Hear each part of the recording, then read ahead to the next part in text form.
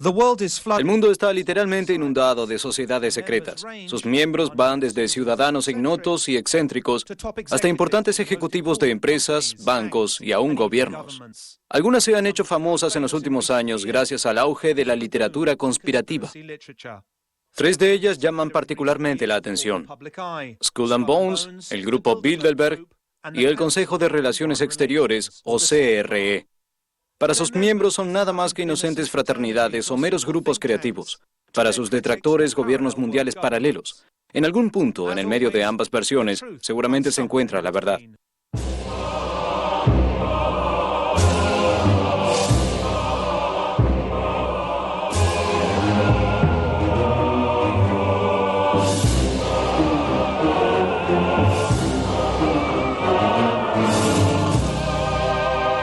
Las sociedades secretas. Quienes manejan los hilos.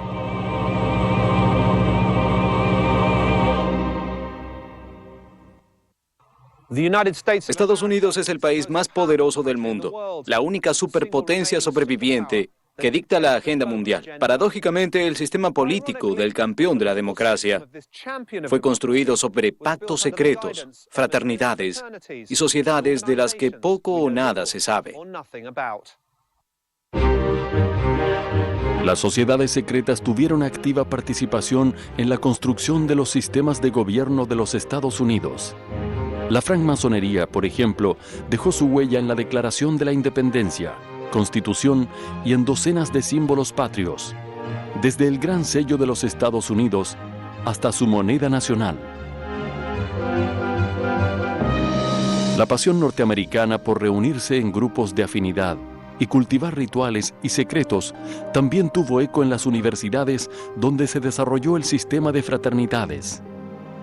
Las fraternidades universitarias, o frats, como se las llama coloquialmente, son sociedades declaradamente académicas y filantrópicas, pero con códigos de secretismo y ritos de iniciación, muy parecidos a los de la francmasonería y otras sociedades secretas. Las primeras fraternidades de las que se tiene registro fueron el Flat Hat Club y la Phi Beta Kappa en Yale.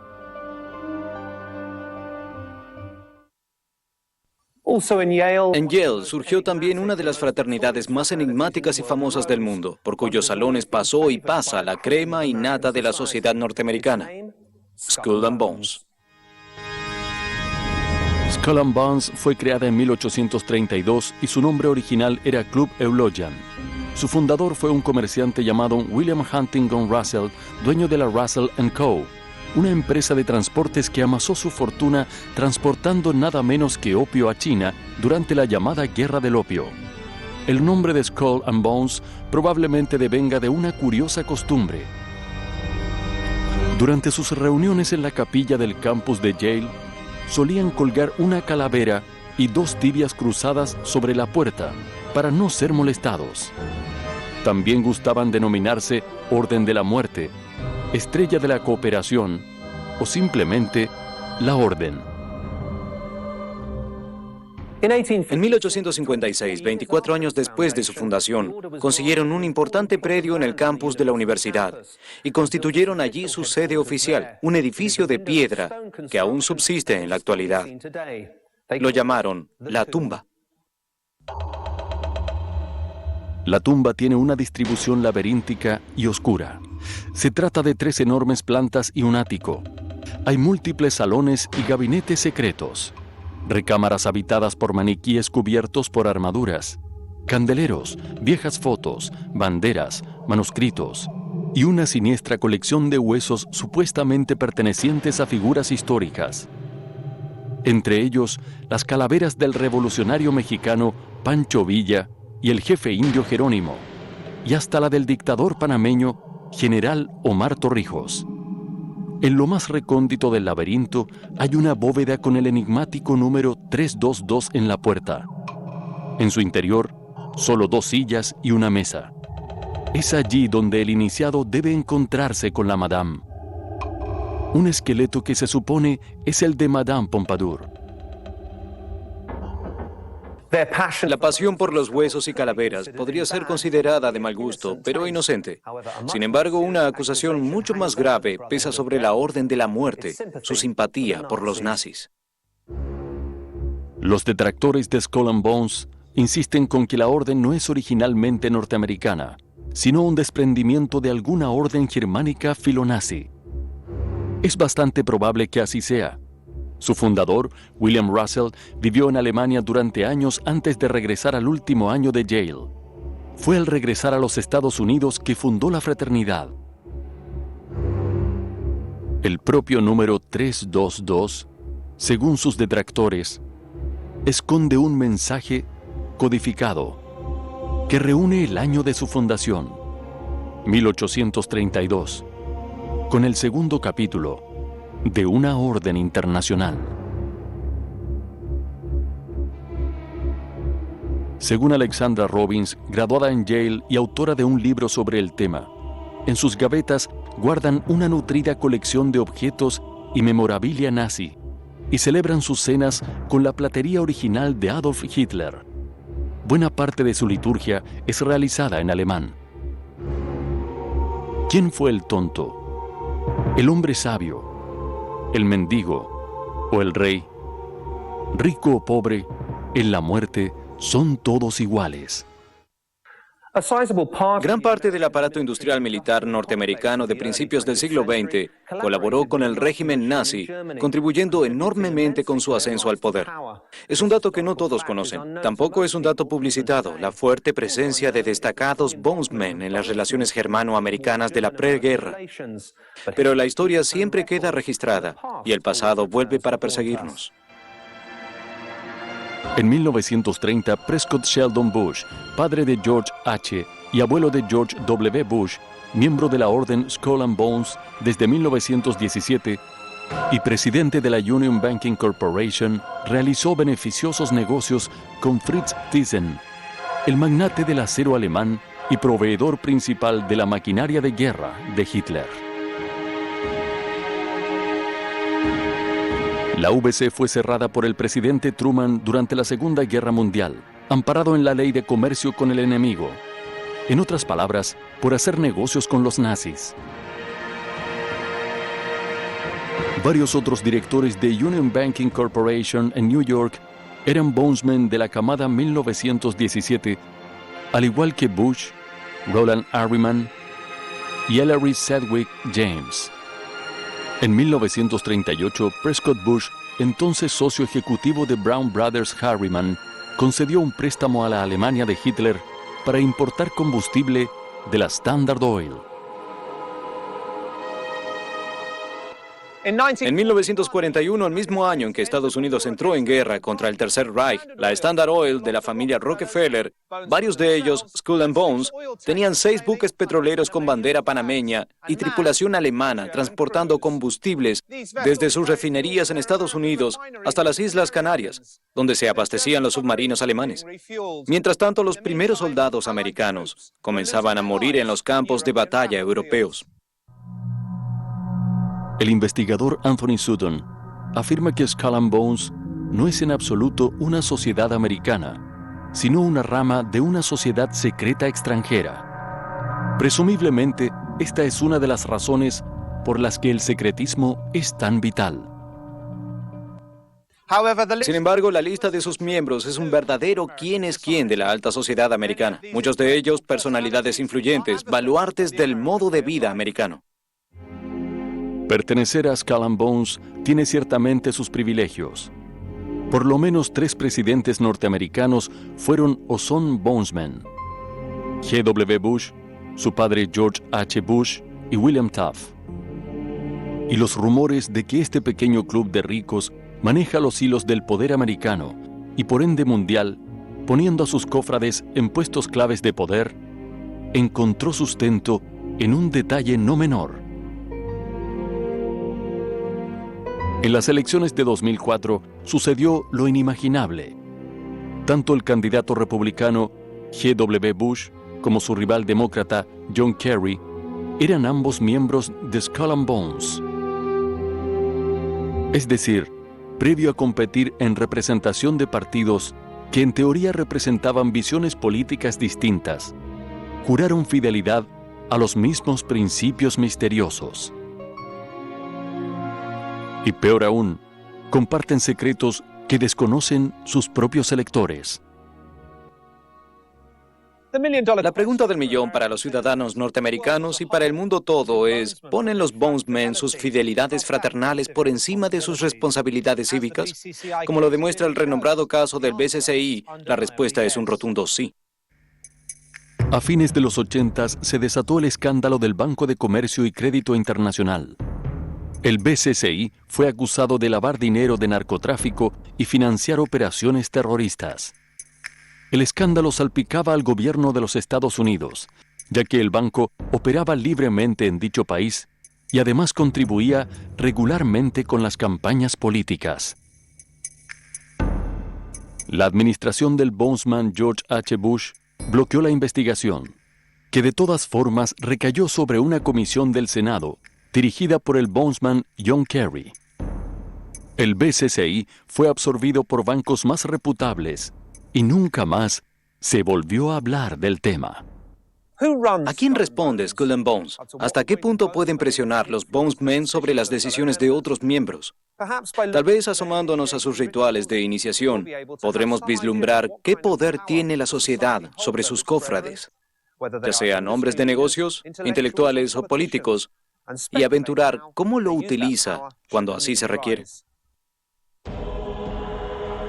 Cada año son admitidos solo 15 estudiantes del último año de la Universidad de Yale. Los aspirantes deben ser propuestos por los seniors de la promoción anterior, entre aquellos que podrían incrementar el prestigio y poder de la sociedad. Bastan solo 2 votos en contra para que alguien sea rechazado.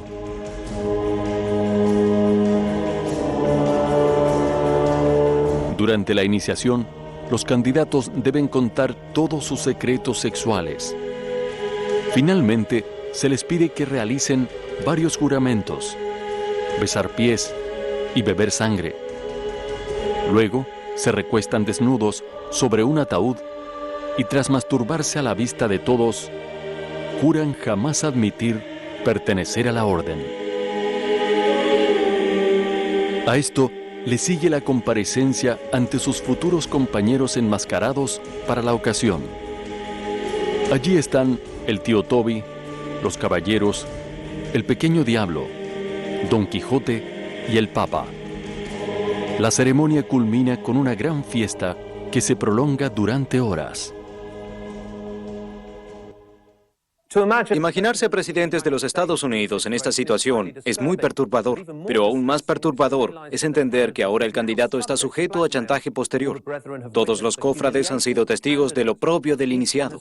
Cada quien ha entregado sus más prohibidos secretos. Nadie se sentirá en condiciones de romper el pacto de silencio de la orden. A partir de ese momento, la traición es imposible. El gobierno de la primera potencia mundial está literalmente copado por Bonesmen. George W. Bush nombró 11 funcionarios Bonesmen en su primer gobierno.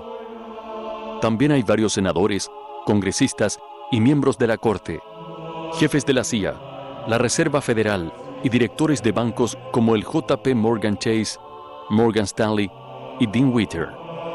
Los medios de comunicación no son la excepción. Entre otros, la revista Time y el Newsweek, ambas teóricamente competidoras, pero también ambas fundadas por Bonesmen. Las familias más antiguas e influyentes pertenecen al selecto club: Bush, Bundy, Harriman, Lord, Phelps, Rockefeller, Taft, Whitney. Todos ellos han pasado por el ritual de iniciación. Todos han contado sus peores secretos y han sido humillados ritualmente frente a sus pares, y todos deben lealtad a su orden.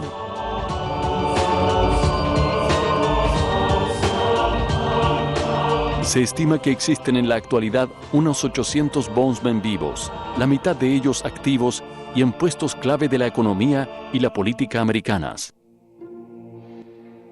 Tenemos muchas razones para sentirnos estremecidos por lo que hemos visto hasta el momento. Esta es una sociedad secreta fundada por un presunto traficante de drogas, algunos de cuyos miembros financiaron a los nazis, que se reúnen en un búnker aparentemente lleno de esqueletos robados y que cuenta entre sus miembros nada menos que al presidente del país más poderoso del mundo y también a quien le disputó su puesto. Y Skull and Bones no es la única sociedad secreta que pareciera manejar los hilos del poder mundial. Hay por lo menos otras dos organizaciones cuyos móviles inciertos se sospecha van desde la manipulación económica hasta el simple y llano control mundial. El grupo Bilderberg y el misterioso Consejo de Relaciones Exteriores. Las sociedades secretas, quienes manejan los hilos, más fuertes que nunca, Calaveras, Bilderbergers y el CRE. Bones afianzó su poder desde 1832 hasta la actualidad. Pese a sus denunciados vínculos tempranos con el tráfico de drogas y el nazismo, la mayoría de sus miembros conocidos son respetables e influyentes políticos y hombres de negocios. Pero Skull and Bones no es la única sociedad secreta cuya influencia pareciera condicionar nuestras vidas. Hay más.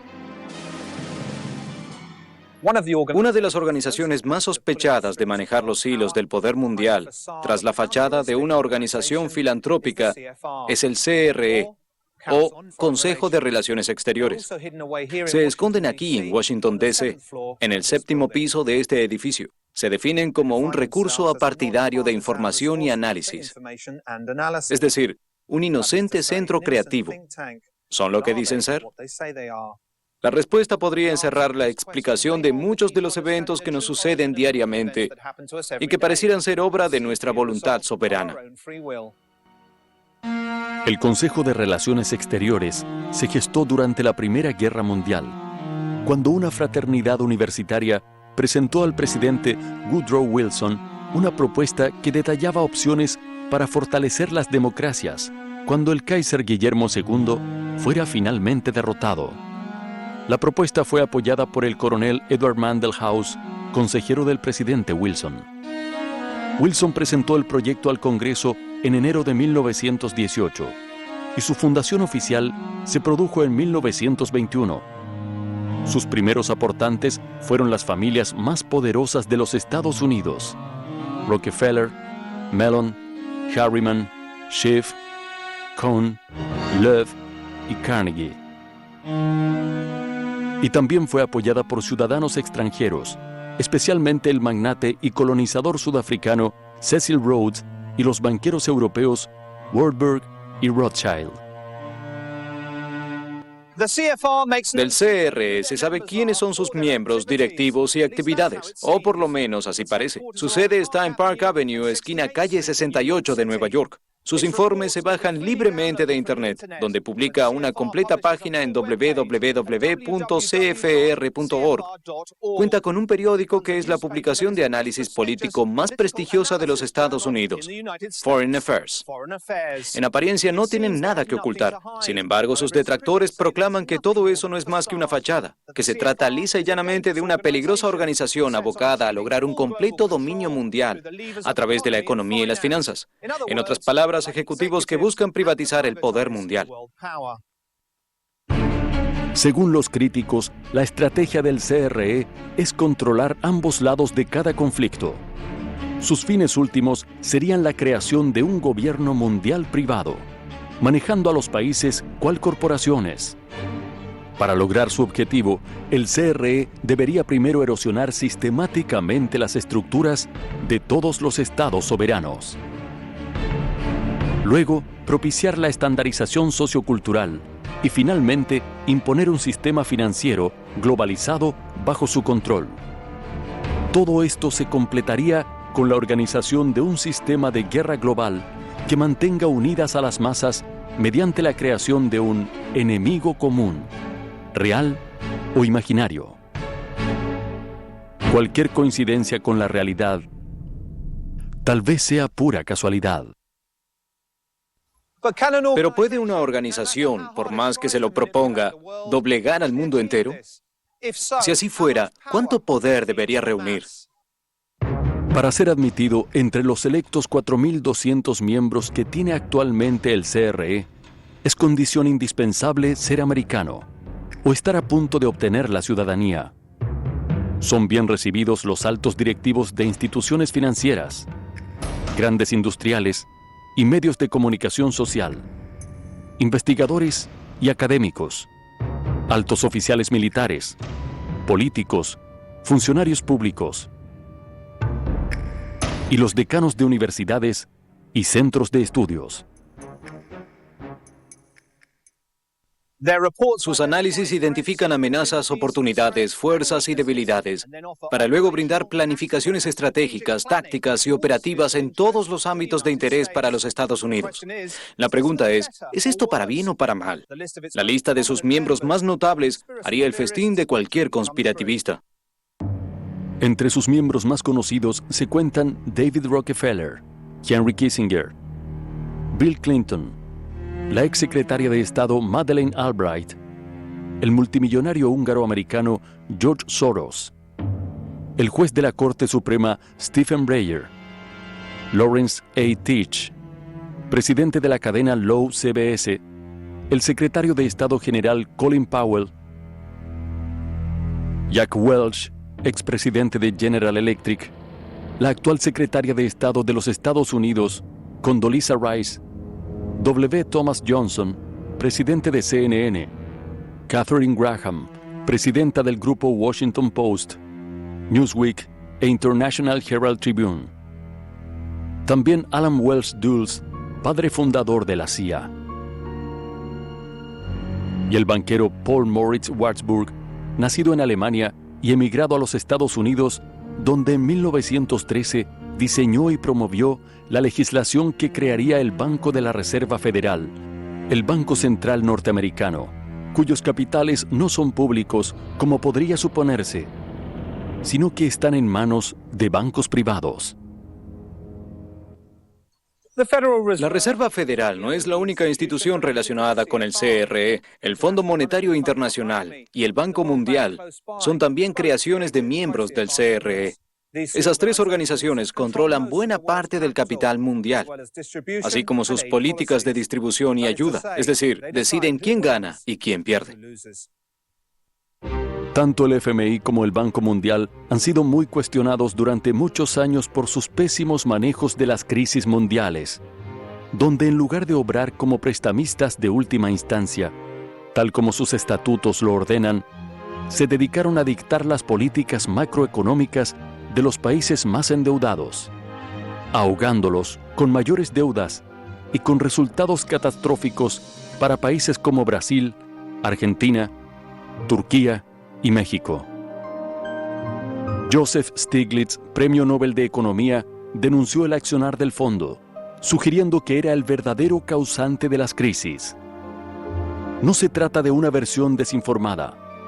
El propio Stiglitz fue economista en jefe y vicepresidente senior del Banco Mundial entre 1997 y 2000. En otras palabras, alguien de adentro.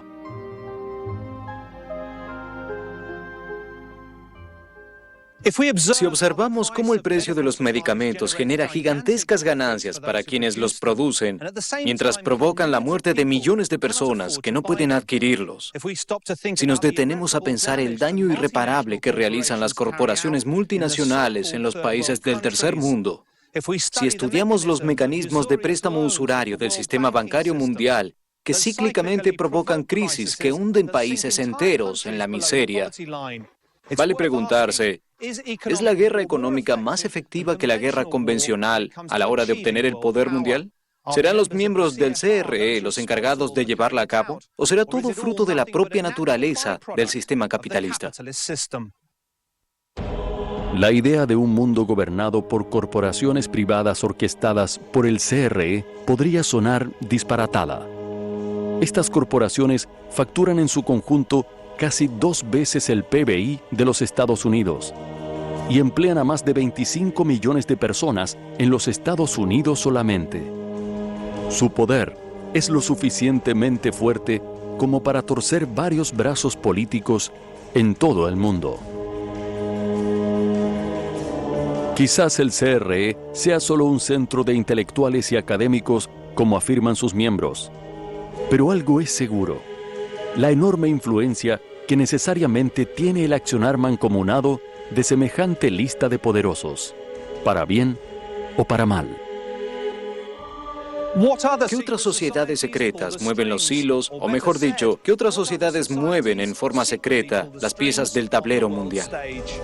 Las sociedades secretas, quienes manejan los hilos, más fuertes que nunca: Calaveras, Bilderbergers y el CRE.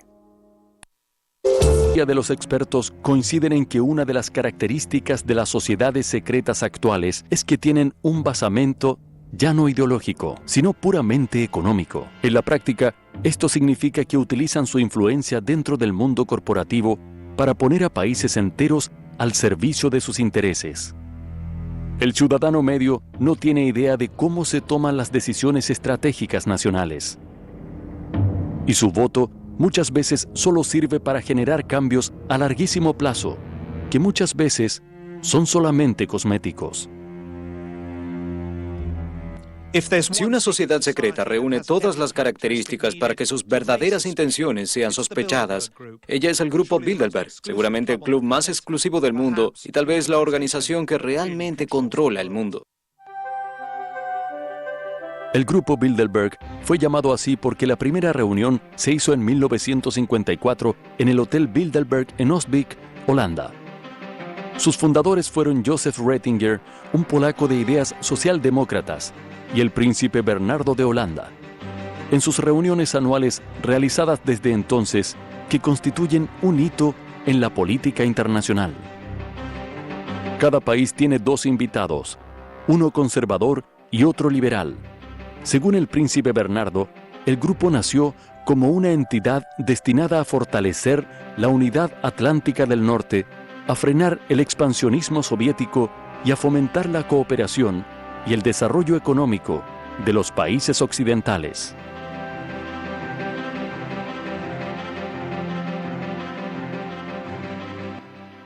A veces, para conocer mejor a las organizaciones, debemos saber más acerca de las personas que trabajan en ella. Hay dos datos interesantes sobre la integridad del fundador de los Bilderberg. Primero, Bernardo de Holanda de joven militó en las SS de Hitler. Segundo, tuvo que dejar de presidir las reuniones de 1976, cuando se vio involucrado en el escándalo de los sobornos que la fabricante de armas y aviones Lockheed protagonizó cuando sobornó a funcionarios italianos, holandeses y japoneses. Los antecedentes nazis de Bernardo no impidieron que el grupo Bilderberg fuera apoyado por los socialdemócratas, ni por el Banco Rothschild y los Rockefeller, ambos de origen judío. Otros patrocinadores de la primera hora fueron los Wallenberg, dueños de Electrolux y Ericsson en Suecia. Todos ellos participan activamente de las reuniones anuales del grupo, directamente o a través de sus representantes.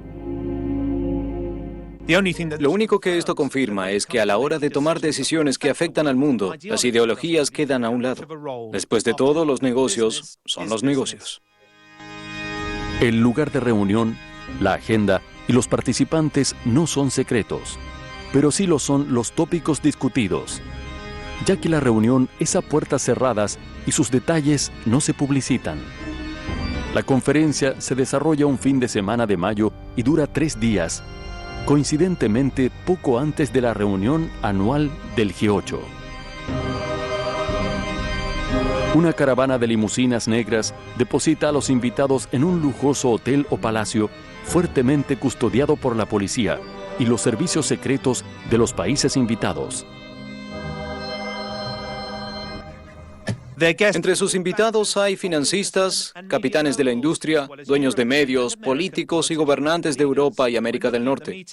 Al observar estas reuniones podemos tener una noción de cómo serán las naciones del futuro, grupos de poder económico que concentran los medios de producción y el capital en un planeta superpoblado, enfermo de pobreza y con los recursos naturales amenazados. Fueron o son participantes del grupo Bilderberg los presidentes de France Telecom, Coca-Cola, Danone, Heineken, JP Morgan Chase, altos funcionarios de los gobiernos de Estados Unidos e Inglaterra, ministros y primeros ministros europeos y los editores de los diarios El País, La República, Le Figaro, The New York Times, Die Zeit y Wall Street Journal, entre otros.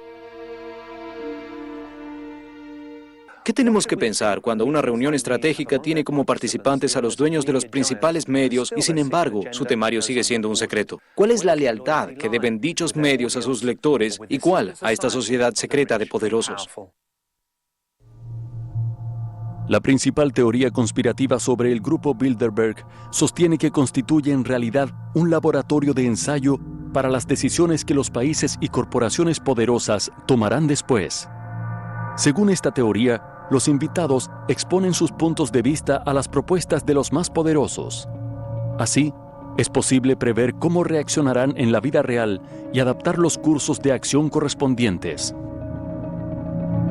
En defensa del grupo, su último organizador, el vizconde Etienne d'Avignon, ha sido claro al respecto. No pienso que seamos una clase gobernante mundial, porque no creo que exista una clase gobernante mundial. Simplemente somos personas influyentes e interesadas en hablar con otras personas que tienen influencia. Y agregó, cuando nos acusan de ser el gobierno secreto del mundo, les digo que si fuéramos el gobierno secreto mundial, deberíamos estar muy avergonzados de nosotros mismos. La agenda Bilderberg, según sus propias declaraciones de prensa, no es otra cosa que la agenda mundial. Si sus miembros pueden posteriormente imponerla o no, sigue siendo materia de especulación. Los ítems en la agenda Bilderberg suelen ser siempre los mismos. Revisión de los acontecimientos mundiales, discusiones acerca de la seguridad en Occidente, debate de los mecanismos políticos y económicos en los países desarrollados, así como discusiones sobre energía nuclear y biotecnología. Otros famosos asistentes a las reuniones del grupo incluyen a Giovanni Agnelli, presidente de la automotriz italiana Fiat, y Henry Kissinger. Bill Clinton, Tony Blair y Angela Merkel lo hicieron antes de llegar al gobierno, al igual que el secretario Kofi Annan, ex secretario general de la ONU. Annan era el esposo de la sobrina de Raoul Wallenberg, el patriarca de la rica familia sueca que apoyó al grupo desde sus inicios. También participaron Henry Ford II, George Pompidou, Helmut Schmidt y el barón Edmund de Rothschild, además del padre de la bomba atómica en Estados Unidos, J. Robert Oppenheimer. Le siguen Donald Rumsfeld, Alan Greenspan, George Soros, David Rockefeller, la reina Beatriz de Holanda y el senador estadounidense y ex candidato presidencial John Kerry. La lista, aunque incompleta, concentra la mayor cantidad de poder económico y político que jamás haya existido en una organización. Curiosamente, no existen Bilderbergs arrepentidos. Nadie jamás ha roto el silencio y sus declaraciones públicas solo suceden muchos años después de las reuniones del grupo, cuando ya es tarde para cambiar los eventos de la historia. Para muchos, estas declaraciones escuetas son la prueba fehaciente de que todas las sospechas que recaen sobre el grupo son terriblemente ciertas. Años después de participar en una reunión, George McGee, ex embajador de Estados Unidos en Alemania, dijo que el Tratado de Roma que creó al mercado común europeo nació en las reuniones de Bilderberg. Jack Shakeman, presidente de la Amalgamated Bank y también miembro de Bilderberg, dijo en 1996 que la idea de una moneda común europea se discutió muchos años antes que se hiciera realidad. También tuvimos una discusión acerca de los Estados Unidos, restableciendo relaciones diplomáticas con China antes que el presidente Nixon lo hiciera. Uno quisiera saberse a salvo del virus conspiracionista, pero es nada más y nada menos que David Rockefeller, a quien hemos visto en las nóminas de los Skull and Bones, CRE y el grupo Bilderberg, quien ha declarado una cita que quedará en los anales de la historia como la confesión más brutal jamás oída. Algo debe reemplazar a los gobiernos, y el poder privado me parece la entidad adecuada para hacerlo. Las sociedades secretas, quienes manejan los hilos, más fuertes que nunca, Calaveras, Bilderbergers y el CRE. Si las sociedades secretas controlan o no al mundo, es materia de discusión. Lo que resulta a todas luces indiscutible es que la gente más poderosa del mundo suele tener la costumbre de pertenecer a una u otra sociedad secreta. En la actualidad, son 3 las sociedades que aparentan mover los hilos del poder mundial desde las sombras: Skull and Bones, el Consejo de Relaciones Exteriores y el Grupo Bilderberg. Según sus detractores, no son 3 organizaciones separadas, sino las 3 cabezas de un mismo monstruo que pretende la dominación mundial a través del control del trabajo, capital y tierra. Pero existe una cuarta organización que los conspirativistas no dejan de atacar. A diferencia de las anteriores, su agenda es pública y nada sucede a puertas cerradas. Sin embargo, eso no parecería detener las acusaciones que recaen sobre ella. Se trata de la Comisión Trilateral. En 1973, David Rockefeller, también miembro del CRE, propuso incluir a Japón en el Grupo Bilderberg, pero fue rechazado. Creó entonces la Comisión Trilateral, consistente en reuniones anuales privadas de unas 350 personas, empresarios y directivos de grandes corporaciones, dueños de medios, políticos y ONGs, pero esta vez incluyendo al Japón. La idea era generar un triálogo entre Asia, América y Europa. El presidente americano Jimmy Carter participó en varias de sus reuniones. Pero la trilateral no solo concentra denuncias de autores sensacionalistas. Una de las acusaciones más duras surgió de boca de Barry Goldwater, ex senador y candidato a presidente de Estados Unidos, quien la describió con palabras que harían sonrojar hasta al más paranoico. Lo que la trilateral se propone es la creación de un poder económico mundial superior al gobierno político de las naciones Estado involucradas. Como ejecutivos y creadores del sistema, ellos gobernarán al mundo. En los 80 no fue la izquierda sino la derecha norteamericana quien volvió a golpear. La reaccionaria Legión Americana, los veteranos de guerras extranjeras y la ultraconservadora Sociedad John Birch denunciaron a la Comisión Trilateral y pretendieron que el Congreso iniciara una investigación, pero su reclamo murió sepultado por la burocracia. Durante la campaña electoral de 1980, Reagan atacó a Jimmy Carter diciendo que había 19 trilateralistas, incluido el mismo Carter, en el gobierno.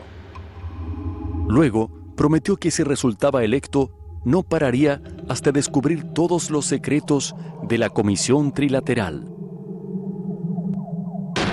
Pero cuando llegó a la presidencia, el propio Reagan incluyó a 28 miembros del CRE, 10 Bilderbergers y al menos 10 trilateralistas. Su vicepresidente no era otro que el trilateralista George H. Bush. Y aquí es donde se abre una de las mayores incógnitas en el tema de las sociedades secretas, porque los mismos apellidos aparecen en forma recurrente. Conservadores y liberales, demócratas y republicanos, filonazis con socialdemócratas, todos conviven bajo un mismo techo en pos de un objetivo común. Aunque aparentemente tienen visiones radicalmente opuestas, en la realidad comparten intereses comunes. La única explicación posible para todo es que realmente existe un establishment dentro del establishment. ¿Acaso el presidente George H. Bush se refería a eso cuando tras la Primera Guerra del Golfo en 1991 habló de un nuevo orden mundial? Lo que está en juego es más que un pequeño país. Es una gran idea, un nuevo orden mundial en el que naciones diversas se unen bajo una causa común para alcanzar los objetivos mundiales de la humanidad. Son demasiadas casualidades para pasar por alto, demasiados indicios de que algo anda horriblemente mal. Después de todo, si nosotros mismos tuviéramos poder, dinero y acceso a información reservada, ¿quién dice que no la utilizaríamos en nuestro propio beneficio? Si seguimos la trama de la historia desde la Revolución Industrial, veremos que existe un encadenamiento de eventos altamente sugestivo, que parece probar la teoría de las conspiraciones, o al menos proveer sólidos argumentos a su favor. Primero, la creciente concentración de capital y recursos en pocas manos privadas como bancos y gigantescas corporaciones multinacionales. Corporaciones que tienen un capital equivalente al PBI de países enteros y cuya propia supervivencia requiere de aumentar año a año sus ganancias a costa de lo que sea. Segundo, la creación de órganos públicos multilaterales de control, que en realidad están compuestos por la suma de intereses privados, como la propia Reserva Federal de los Estados Unidos, el Banco Mundial y el FMI. Tercero, el innegable avance de la privatización, la apropiación privada de los recursos naturales, de la infraestructura de comunicación, de la industria pesada y la defensa, la salud y los sistemas bancarios, alejándolos de las manos del pueblo y entregándolos a las ambiciones garras de las corporaciones privadas. Cuarto, el fenómeno de globalización financiera y cultural, que en realidad no es más que la imposición de la cultura y el capital central sobre los países periféricos. Quinto, la generación de conflictos mundiales y enemigos estereotipados que manipulan la opinión pública y terminan destruyendo cualquier posibilidad de debate u oposición, derivando en la pérdida real y concreta de muchos de los derechos democráticos más elementales. La Ley Patriótica de los Estados Unidos de 2001 es un buen ejemplo de ello. Cuando cunde el pánico, la gente parece aceptar de buen gusto el mayor control. Y finalmente, el detalle más sugestivo de todos, que todos los principales protagonistas de estos eventos, quienes realmente ostentan el poder económico y político de Occidente, sea por vía del capital, de las armas o de los votos, curiosamente se agrupan en unas pocas sociedades que debaten a puertas cerradas.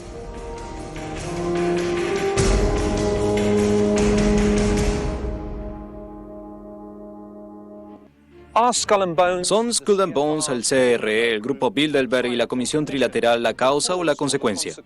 ¿Ser miembro de ella significa acceder a ciertos privilegios o solo quienes gozan de ciertos privilegios pueden convertirse en miembros? ¿Importa la diferencia? Miren alrededor y saquen sus propias conclusiones. Tal vez sea hora de entender que nada es casualidad, que los sucesos están todos encadenados y responden siempre a un interés superior, difícil de ver, pero que está a la vista de todos si sabemos hacia dónde mirar. De lo contrario, creyéndonos dueños de nuestro destino, seremos solo marionetas en una obra controlada por la mano siniestra de las sociedades secretas.